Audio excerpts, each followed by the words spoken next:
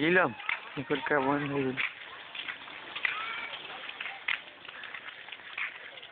হ্যাঁ মেয়েটা এখানাই, এ মেয়েটা এখানাই,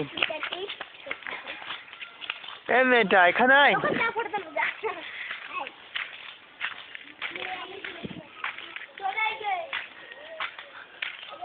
ভালো করে দেখিনি। ব্যালেন্স হয়েছে এটা? হ্যাঁ স্পিড দেখছে না, তুই কি ব্যালেন্স হয়েছে? স্পিড দেখো তো কিটা বলেছে